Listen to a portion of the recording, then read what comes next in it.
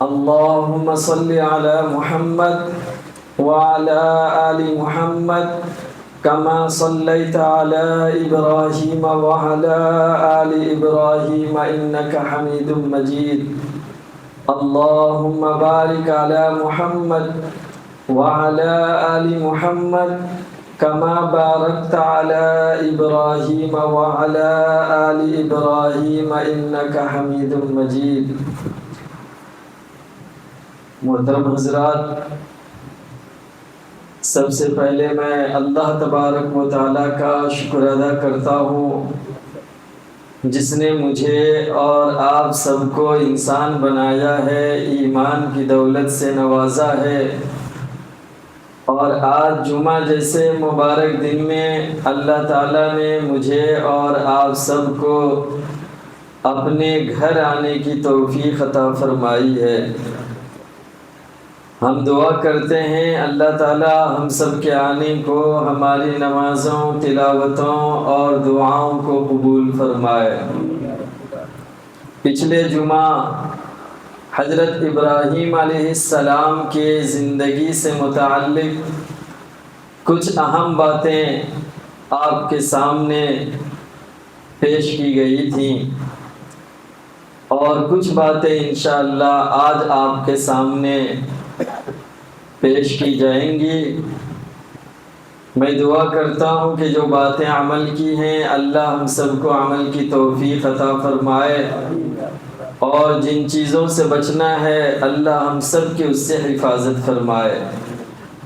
ابراہیم علیہ السلام اللہ کے نبی، پیغمبر اور رسول گزرے ہیں، ان کو ابو الانبیاء یعنی نبیوں کا باپ کہا جاتا ہے۔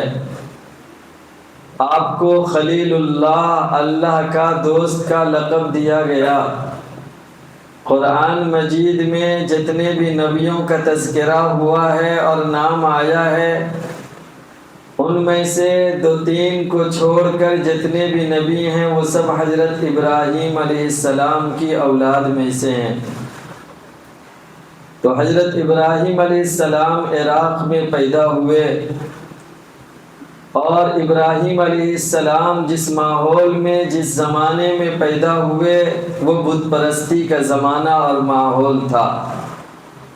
حضرت ابراہیم علیہ السلام کو اللہ تبارک و تعالیٰ نے بچپن سے ہی یہ شعور عطا فرمایا اور یہ سمجھ بوجھ عطا کیا تھا کہ وہ صحیح اور غلط کے درمیان بہت اچھی طرح تمیز اور فرق کر لیا کرتے تھے۔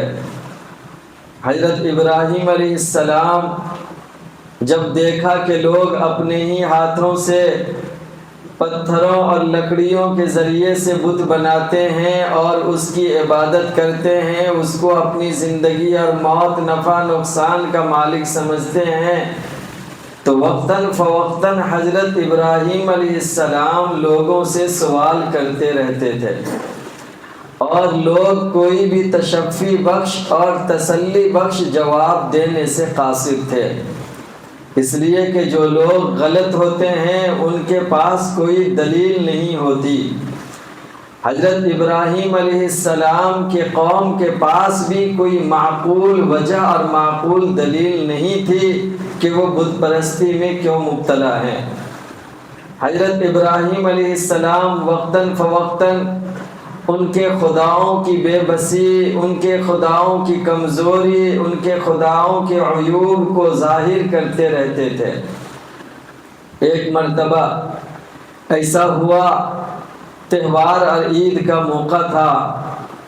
لوگ اس زمانے میں عید اور تہوار کے دن سب سے پہلے جا کر خوشیاں مناتے تھے، ناچتے گاتے تھے، کھاتے پیتے تھے، اور جب گھر لوٹنے کا وقت ہوتا تو پھر وہ بت خانے میں جا کر بتوں کے سامنے چڑھاوا چڑھاتے تھے، اور بتوں کے سامنے کھانے پینے کی چیزیں پیش کیا کرتے تھے۔ اتفاق سے حضرت ابراہیم علیہ السلام کے زمانے میں ایک دن وہ آیا جب قوم تہوار اور خوشی منانے، عید منانے کے لیے گاؤں سے، قریہ سے، قصبہ سے باہر جا رہے تھے، تو بہت سے لوگ حضرت ابراہیم علیہ السلام کے پاس آئے اور آ کر کہا کہ آپ بھی ہمارے ساتھ چلیں۔ ابراہیم علیہ السلام نے جواب دیا کہ میں بیمار ہوں، انی سقیم کا لفظ استعمال ہوا ہے قرآن میں بیمار ہوں۔ مفسرین نے لکھا ہے کہ ایک تو جسمانی بیماری ہوتی ہے اور ایک روحانی بیماری ہوتی ہے۔ ابراہیم علیہ السلام نے جس بیماری کا تذکرہ کیا وہ جسمانی بیماری نہیں، روحانی بیماری تھی۔ وہ اپنے قوم کو، اپنے رشتہ داروں کو، اپنے خاندان کے لوگوں کو، اپنے گاؤں اور قریہ اور قصبہ کے لوگوں کو جس گمراہی اور جس خرافات و بدعات میں مبتلا دیکھ رہے تھے، اس کو دیکھ کر کے آپ کو بڑی تکلیف ہوتی تھی، آپ اندر اندر کوڑتے رہتے تھے۔ اس لیے جب ان لوگوں نے آ کر کہا کہ آپ بھی ہمارے ساتھ میں چلیں، تو حضرت ابراہیم علیہ السلام نے جواب دیا کہ میں بیمار ہوں، مطلب روحانی بیماری ہے، میرا موڈ ٹھیک نہیں ہے، جانے کا من نہیں ہے۔ یہ سارے معنی مفسرین نے لیے ہیں اس لفظ کے لیے۔ الغرض قوم، گاؤں والے، قریہ والے، بستی والے سب کے سب باہر خوشیاں منانے کے لیے چلے گئے۔ ادھر حضرت ابراہیم علیہ السلام جب دیکھے کہ سب کے سب لوگ باہر جا چکے ہیں، تو ابراہیم علیہ السلام وہ بت خانے میں جاتے ہیں اور جتنے بھی بت رکھے ہوئے تھے ان تمام بتوں کو توڑ کر کلہاڑی سے کلہاڑی کو بڑے بت کے گلے میں لٹکا دیتے ہیں، اور پھر وہ واپس اپنی جگہ اور اپنی منزل، اپنے گھر آ جاتے ہیں۔ جب لوگ کھیل کود کر خوشیاں منا کر واپس آئے اس بت خانے میں، تو انہوں نے دیکھا کہ سارے بت پڑے ہوئے ہیں، ٹوٹے ہوئے ہیں، سوائے بڑا بت جس کے گردن میں کلہاڑی لٹک رہی ہے۔ تو لوگوں کو بڑا غصہ آیا، لوگ دیکھ کر کے آگ بگولا ہونے لگے اور آپس میں شور و غل ہونے لگا، اور یہ چرچا ہونے لگا کہ آخر ایسا کس نے کیا ہے ہمارے خداؤں کے ساتھ۔ قالوا من فعل هذا بآلهتنا، ہمارے خداؤں کے ساتھ ایسا کس نے کیا ہے۔ اسی میں سے کسی نے کہا کہ ایک نوجوان ہے جو ہمارے خداؤں کا ذکر اور چرچا کرتے رہتا ہے، اس کو ابراہیم کہا جاتا ہے، اور ہو نہ ہو اسی نے ایسا کیا ہو۔ تو لوگ کہتے ہیں کہ ٹھیک ہے، وہ کون ہے، اس کو حاضر کرو، سامنے لاؤ تاکہ ہم لوگ بھی دیکھیں کہ وہ کون ہے۔ حضرت ابراہیم علیہ السلام کو بلایا جاتا، اور بلانے کے بعد حضرت ابراہیم علیہ السلام سے سوال کیا جاتا ہے، قالوا اانت فعلت هذا بآلهتنا یا ابراہیم۔ ان لوگوں نے کہا کہ اے ابراہیم، کیا ہمارے خداؤں کے ساتھ ایسا تم نے کیا ہے؟ تو حضرت ابراہیم علیہ السلام نے نہ ہاں میں جواب دیا اور نہ ہی نہ میں جواب دیا۔ حضرت ابراہیم علیہ السلام نے کہا قال بل فعلہ کبیرہم ھذا فاسألوہم ان کانوا ینطقون، کہ ایسا ان کے بڑے نے کیا ہے، اگر یہ بولتے ہو تو جاؤ ان سے بات کرو اور ان سے پوچھ لو کہ ایسا کس نے کیا ہے اور کیوں کیا ہے۔ وہ لوگ کچھ دیر آپس میں مشورہ کرنے کے بعد اس نتیجے پر پہنچے کہ یہ بت بول نہیں سکتے، تو ہم بھلا ان سے کیسے پوچھ سکتے ہیں اور یہ کیا جواب دیں گے۔ وہ لوگ دوبارہ حضرت ابراہیم علیہ السلام کے پاس آتے ہیں اور آ کر کہتے ہیں کہ ابراہیم، آپ جانتے ہیں کہ یہ بولتے نہیں ہیں۔ تو ابراہیم علیہ السلام نے کہا کہ پھر افسوس ہے تم پر اور تمہارے ان خداؤں پر جن کی پوجا اور عبادت تم اللہ کو چھوڑ کر رہے ہو۔ کیا تمہیں عقل نہیں ہے کہ جو تمہارے نفع اور نقصان کا مالک نہیں ہے وہ بھلا تمہارا خدا کیسے ہو سکتا ہے؟ اس بات پر وہ لوگ بالکل بے بس ہو گئے اور ان کے پاس کہنے کے لیے کچھ بھی باقی نہیں رہا۔ ادھر دھیرے دھیرے یہ بات اس زمانے کے بادشاہ نمرود تک پہنچ گئی، اور نمرود نے حضرت ابراہیم علیہ السلام کو اپنے دربار میں بلایا اور بلا کر کے پوچھا کہ ابراہیم تم کس رب اور کس خدا کی بات کرتے ہو؟ تمہارا رب کیسا ہے؟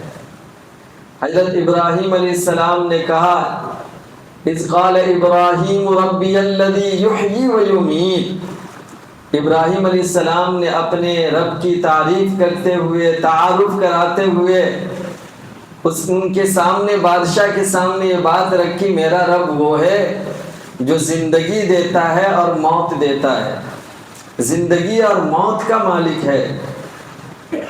تو نمرود نے کہا کہ زندگی اور موت تو میں بھی دے سکتا ہوں، قال انا احیی و امید، میں بھی زندگی اور موت دیتا ہوں۔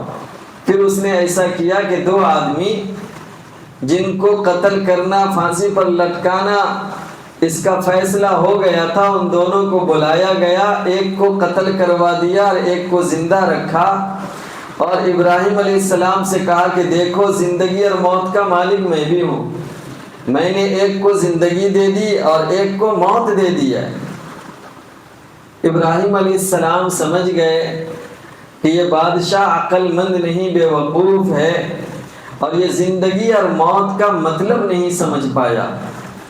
دیکھیے ضروری نہیں کہ جس کو سلطنت مل جائے، حکومت مل جائے، عہدہ اور منصب مل جائے، بڑی بڑی کرسی مل جائے تو وہ عقل مند اور ہوشیار بھی ہو، ایسا ضروری نہیں ہے۔ آج ہمارے دیش کا، ہمارے ملک کا جو راجا ہے اس کی کیا حالت ہے وہ پوری دنیا دیکھ رہی ہے، کتنا سمجھدار، کتنا عقل مند، کتنا پڑھا لکھا ہے وہ پوری دنیا دیکھ رہی ہے۔ حکومت مل جانے، سلطنت مل جانے سے کوئی آدمی عقل مند سمجھدار نہیں ہوتا ہے۔ حضرت ابراہیم علیہ السلام نے بھی محسوس کر لیا کہ نمرود ایک نمبر کا بے وقوف بلکہ مہا بے وقوف ہے۔ تو حضرت ابراہیم علیہ السلام نے پھر دوسرا سوال کیا جو آسانی کے ساتھ سمجھ میں آ جائے۔ حضرت ابراہیم علیہ السلام نے کہا کہ دیکھو میرا رب وہ ہے جو سورج کو مشرق سے نکالتا ہے اور مغرب میں لے جا کر کے ڈبو دیتا ہے۔ اگر تم اپنے آپ کو خدا کہتے ہو، اپنے آپ کو رب کہتے ہو، تو پھر تم اس سورج کو پورب کے بجائے پچھم سے نکال کر کے دکھاؤ۔ یہ سنتے ہی وہ ہکا بکا ہو گیا اور اس سے کوئی جواب نہیں بن پڑا۔ نمرود بالکل خاموش ہو گیا۔ یہاں نمرود الٹا حضرت ابراہیم علیہ السلام سے سوال کر سکتا تھا کہ اگر تمہارا رب ہے تو تم اپنے رب سے کہو کہ سورج کو مشرق کے بجائے مغرب سے نکال کر کے دکھائے۔ یہ الٹا سوال ابراہیم علیہ السلام سے نمرود کر سکتا تھا لیکن اس نے نہیں کیا۔ اس کی وجہ مفسرین نے یہ بیان کیا ہے کہ نمرود کو اس بات کا احساس ہو گیا کہ حضرت ابراہیم جو کچھ کہہ رہے ہیں وہ صحیح ہے۔ اگر نمرود حضرت ابراہیم سے یہ مطالبہ کرتا اور حضرت ابراہیم اللہ سے دعا کرتے اور معجزہ کے طور پر سورج مشرق کے بجائے مغرب سے نکل جاتا تو پھر نمرود کہیں کا نہیں رہتا، اس کی حکومت، بادشاہت، سلطنت سب کچھ چلی جاتی اس کے ہاتھ سے۔ اس لیے وہ خاموش رہنا ہی بہتر سمجھا اور اس نے اب اس بات کو آگے نہیں بڑھایا، لیکن اس کو بڑا غصہ آیا۔ اور ایسے موقع سے جن کے ہاتھ میں طاقت ہوتی ہے، جن کے ہاتھ میں اختیارات ہوتے ہیں، جن کے ہاتھ میں پاور ہوتا ہے، جب وہ دلیل کے ذریعے ہار جاتا ہے تو پھر اپنی طاقت کا، اپنی قوت کا غلط استعمال کرتا ہے۔ حکومت میں بیٹھے ہوئے لوگ آج کیا کر رہے ہیں؟ اپنی طاقت و قوت کا، اپنے عہدہ اور منصب کا، اپنے اختیارات کا کتنا غلط استعمال کر رہے ہیں، آج کی دنیا میں آسانی کے ساتھ اس کو دیکھا جا سکتا ہے۔ مسلمانوں کے خلاف، اللہ کے خلاف، محمد مصطفیٰ صلی اللہ علیہ وسلم کے خلاف بولنے والے کتنے بولتے ہیں لیکن ان کے خلاف کوئی کارروائی نہیں ہوتی ہے۔ اور اگر کوئی مسلمان کہیں پر کچھ حق بھی بول دے بس ان کے خلاف کارروائی ہو جاتی ہے۔ تو جو لوگ دلیل سے نہیں جیت پاتے، جو لوگ باتوں سے نہیں جیت پاتے، تو پھر وہ غلط اپنی طاقت و قوت اور اختیارات کا غلط استعمال کرتے ہیں۔ نمرود نے ویسا ہی کیا۔ نمرود نے بادشاہ ہونے کے ناطے یہ فرمان جاری کر دیا کہ ابراہیم کو آگ میں زندہ جلا دیا جائے، اور پھر اس نے لوگوں سے کہا کہ فلاں جگہ لکڑیوں کو جمع کیا جائے۔ کئی دنوں تک لکڑیاں جمع کی گئی، اور پھر کئی دنوں تک اس میں آگ کو سلگایا گیا، اور آگ جب بالکل عروج پر پہنچ گئی تو پھر حضرت ابراہیم علیہ السلام کو ایک جھولا میں ڈال کر کے اس آگ میں پھینک دیا گیا۔ آگ کی تپش ایسی تھی کہ لوگ اس کے قریب تک نہیں جا سکتے تھے، اس لیے بہت دور سے ہی ایک جھولا میں بیٹھا کر حضرت ابراہیم علیہ السلام کو اس آگ میں پھینکا گیا۔ لیکن ہم اور آپ جانتے ہیں کہ ابراہیم علیہ السلام کوئی معمولی انسان نہیں تھے، وہ اللہ کے نبی، اللہ کے رسول اور پیغمبر تھے۔ وہ جو کچھ کر رہے تھے اللہ کے حکم سے کر رہے تھے، وہ جو کچھ بول رہے تھے اللہ کے حکم، اللہ کے مرضی سے بول رہے تھے۔ تو اللہ تبارک و تعالیٰ نے اپنے نبی اور رسول کو بچایا۔ اللہ نے آگ سے کہا، قرآن کہتا ہے قُلْنَا يَا نَارُ كُونِي بَرْدًا وَسَلَامًا عَلَىٰ إِبْرَاهِيمَ، ہم نے آگ سے کہا کہ اے آگ تو ٹھنڈی اور سلامتی ہو جا ابراہیم پر۔ مفسرین اس آیت کی تفسیر میں لکھتے ہیں کہ اللہ تبارک و تعالیٰ اگر صرف یہ کہتے کہ اے آگ تو ٹھنڈی ہو جا، تو پھر آگ اتنی ٹھنڈی ہو جاتی کہ وہ ٹھنڈا پن کی وجہ سے ابراہیم علیہ السلام کو نقصان ہو جاتا ہے۔ اس لیے اللہ نے آگ کو ٹھنڈی ہونے کے ساتھ ساتھ وسلامن بھی کہا کہ ٹھنڈی بھی ہو جا اور سلامتی کے ساتھ، یعنی حضرت ابراہیم کو کوئی نقصان نہ پہنچے، اس حساب سے تم کو ٹھنڈی ہونا ہے۔ اب چونکہ اللہ تبارک و تعالیٰ نے ڈائریکٹ یا نار کہا تھا اے آگ، مفسرین یہ بھی لکھتے ہیں کہ جب اللہ کا یہ حکم آیا تو اس وقت پوری دنیا میں جہاں جہاں آگ جل رہے تھے، ہر ایک آگ کے اندر جلانے کی جو طاقت اور صلاحیت تھی وہ ختم ہو گئی۔ جب تک ابراہیم علیہ السلام اس آگ میں رہے تب تک آگ دنیا میں کسی بھی چیز کو نہیں جلا پائی، اللہ تبارک و تعالیٰ کے اس ارشاد اور فرمان کی وجہ سے۔ تو اللہ تبارک و تعالیٰ نے حضرت ابراہیم علیہ السلام کو اس آگ سے بالکل صحیح سلامت باہر نکال دیا۔ اب ہونا تو یہ چاہیے تھا کہ جن لوگوں نے اپنی آنکھوں سے اس منظر کو دیکھا تھا، اس معجزہ کو دیکھا تھا، آگ میں جن لوگوں نے حضرت ابراہیم کو ڈالا اور پھر دیکھا کہ ابراہیم نہیں جل پائے، صحیح سلامت باہر نکل گئے، تو اب ان لوگوں کو ابراہیم علیہ السلام کی بات مان لینی چاہیے تھی، ابراہیم علیہ السلام پر ان کو ایمان لے آنا چاہیے تھا۔ لیکن کہتے ہیں کہ یہ ضد اور ہٹ دھرمی جب انسان کے اندر آ جائے، آدمی کے اندر آ جائے تو پھر یہ ضد اور ہٹ دھرمی کی وجہ سے آدمی حق بات کو قبول نہیں کر پاتا۔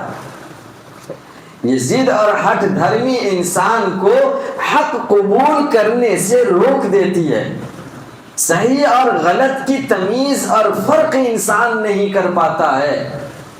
مکے میں بہت سارے ایسے لوگ تھے جو سمجھتے تھے کہ محمد مصطفیٰ صلی اللہ علیہ وسلم نبی برحق ہیں، لیکن آپ پر ایمان اس لیے نہیں لاتے تھے کہ آپ کا خاندان الگ تھا اور وہ لوگ دوسرے خاندان سے تعلق رکھتے تھے۔ وہ یہ نہیں چاہتے تھے کہ ہم مسلمان ہو کر، مومن ہو کر، ایمان لا کر کے ان کی پیروی اور اطاعت میں اپنی زندگی گزاریں۔ اسی طریقے سے اس زمانے کے بہت سے یہودی پڑھے لکھے جو علماء تھے، ان کے جو سردار تھے، وہ اس بات کو جانتے تھے کہ محمد مصطفیٰ صلی اللہ علیہ وسلم نبی برحق ہیں، لیکن ایمان نہیں لائے صرف اس وجہ سے کہ رسول اللہ صلی اللہ علیہ وسلم ان کے خاندان بنی اسرائیل میں پیدا ہونے کے بجائے مکہ میں بنو اسماعیل میں پیدا ہوئے تھے، خاندان الگ ہونے کی وجہ سے۔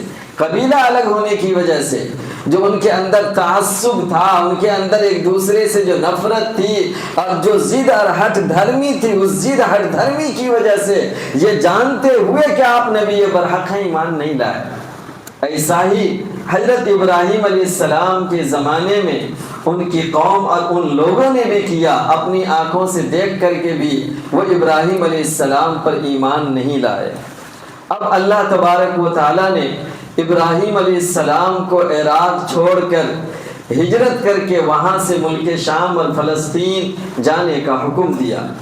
حضرت ابراہیم علیہ السلام اپنی بیوی حضرت سارہ کو لے کر اور اپنے بھتیجا حضرت لوط علیہ السلام کو لے کر عراق سے ہجرت کر کے ملک شام آئے، پھر وہاں سے فلسطین پہنچے، مصر پہنچے، اور مصر میں حضرت ابراہیم علیہ السلام کی شادی وہاں کے بادشاہ کی بیٹی شہزادی حضرت ہاجرہ سے ہوتی ہے، اور پھر کچھ دنوں کے بعد اللہ تبارک و تعالی بڑی دعاؤں کے بعد حضرت ابراہیم علیہ السلام کو اسماعیل علیہ السلام جیسا بیٹا عطا کرتا ہے۔ رب حب لی من الصالحین، یہ دعا ہے جو حضرت ابراہیم علیہ السلام پڑھتے تھے، اور اسی دعا کی برکت سے اللہ تبارک و تعالیٰ نے ابراہیم علیہ السلام کو بڑھاپے کی عمر میں 80 سال کی عمر میں بیٹا عطا کیا۔ اس سے ایک بات یہ معلوم ہوتی ہے کہ نبی اور رسول بھی اس بات کے لیے محتاج ہیں کہ ان کو اولاد چاہیے تو اللہ ہی ان کو اولاد دے سکتا، وہ خود کسی کو اولاد نہیں دے سکتے، ان کو اولاد کی ضرورت ہے، اولاد کے لیے وہ اللہ سے دعا مانگ رہے ہیں، خود اولاد حاصل نہیں کر سکتے ہیں۔ تو جب نبی اور رسول خود اولاد حاصل نہیں کر سکتے تو بھلا اس دنیا میں کوئی مزار میں لیٹے ہوئے بزرگ یا کوئی مندر میں رہنے والا پجاری یا کسی چرچ میں رہنے والا کسی کو اولاد کیسے دے سکتا؟ اولاد دینے والی ذات صرف اور صرف اللہ تبارک و تعالیٰ کی ہے۔ آج مسلمانوں کو یہ بات سمجھنے کی ضرورت ہے، اولاد اللہ کی بہت بڑی نعمت اور بہت بڑی دولت ہے۔ اولاد کی خواہش نبیوں نے بھی کی ہے، دعائیں مانگی ہیں نبیوں نے اولاد کے لیے۔ اولاد کی خواہش اپنی جگہ، طلب اور آرزو تمنا اپنی جگہ، لیکن یہ بات ہم کو یاد رکھنا ہے کہ اولاد دینے والی ذات صرف اللہ تعالیٰ کی ہے۔ اللہ کے علاوہ، اللہ کے سوا کوئی کسی کو اولاد نہیں دے سکتا ہے۔ اگر شادی ہو گئی 2-3 سال 4 سال 5 سال یا 10 سال ہو گئے ہیں، اولاد نہیں ہوئے ہیں، تو ہم اللہ سے دعا مانگیں، اپنا علاج بھی کرائیں۔ دوا بھی ضروری ہے اور دعا بھی ضروری ہے، لیکن دوا اور دعا سے ہٹ کر کے اگر ہم کوئی راستہ اختیار کرتے ہیں، فلاں مزار پر جانے سے، فلاں مندر میں جانے سے، فلاں چرچ میں جانے سے، فلاں عامل کے پاس جانے سے ہم کو اولاد ہو سکتی ہے، اس طرح کا اگر عقیدہ رکھتے ہیں تو پھر یہ شرک ہے۔ اللہ ہم سب کی اس سے حفاظت فرمائے۔ تو حضرت ابراہیم علیہ السلام کو اللہ تبارک و تعالیٰ نے بڑی دعاؤں کے بعد حضرت اسماعیل علیہ السلام سے نوازا، اور پھر کچھ دن کے بعد اللہ کا حکم ہوا کہ اپنے بیٹے اسماعیل کو اور اپنی بیوی حضرت ہاجرہ کو لے کر کے فلسطین سے بھی ہجرت کر کے مکہ چلے جاؤ۔ حضرت ابراہیم علیہ السلام اپنی بیوی حضرت ہاجرہ کو لے کر اور اپنے بیٹے حضرت اسماعیل کو، جو اس وقت میں وہ دودھ پیتے بچے تھے اپنے ماں کے گود میں، ان کو لے کر کے روانہ ہوئے، اور پھر آتے آتے آتے جب مکہ پہنچے، جہاں آج مکہ شہر آباد ہے، اس زمانے میں یہ پہاڑوں کے بیچ میں ایک چٹیل میدان تھا۔ قرآن نے غیر ذی زرع کا لفظ استعمال کیا ہے، یعنی یہ ایسی جگہ تھی جو زراعت کے قابل، کھیتی کے قابل، کوئی چیز پیدا کرنے کے قابل جگہ نہیں، پتھریلی زمین، چٹیل میدان۔ اس جگہ میں لا کر حضرت ابراہیم علیہ السلام جب ایک جگہ پہنچے تو اللہ تبارک و تعالیٰ کا حکم ہوا کہ اب بیوی بچے کو یہیں چھوڑ کر آپ یہاں سے واپس چلے جائیں۔ کتابوں میں آتا ہے حضرت ابراہیم علیہ السلام کو جیسے حکم ملا فوراً وہاں سے واپس ہونے لگے۔ حضرت حاجرہ پریشان ہو گئی کہ دور دراز تک کے کوئی جاندار اور کوئی انسان نام کی چیز نہیں، آبادی نام کی چیز نہیں، ہر طرف پہاڑ ہے، بیچ میں چٹیل میدان ہے، دور دور تک کے سائے کے لیے کوئی درخت نہیں ہے، دور دور تک پانی کا کوئی نام نہیں ہے، یہاں پر ہم اکیلے اس بچے کو لے کر کیسے رہیں گے؟ وہ آگے آ کر کے حضرت ابراہیم علیہ السلام کو روک لیتی ہیں، تو حضرت ابراہیم علیہ السلام دائیں طرف چلنے لگتے ہیں، پھر وہ حضرت حاجرہ ادھر سے آ کر روک لیتی ہیں تو وہ بائیں طرف چلنے لگتے ہیں، پھر حضرت حاجرہ بائیں طرف آ کر کے کہتی ہیں کہ کیا اللہ نے آپ کو ایسا کرنے کا حکم دیا ہے؟ تب حضرت ابراہیم علیہ السلام سر کے اشارے سے کہتے ہیں کہ ہاں اللہ کا یہ حکم ہے۔ تب حضرت حاجرہ کی زبان سے جملہ نکالتا ہے، اگر اللہ نے آپ کو ایسا کرنے کا حکم دیا ہے تو پھر آپ جائیں، کوئی حرج نہیں ہے، جس خدا نے آپ کو ہمیں یہاں چھوڑ کر جانے کا حکم دیا ہے وہ خدا ہمیں ضائع نہیں کرے گا، وہ خدا ہماری حفاظت کرے گا، وہ خدا ہماری ضرورت کو پوری کرے گا۔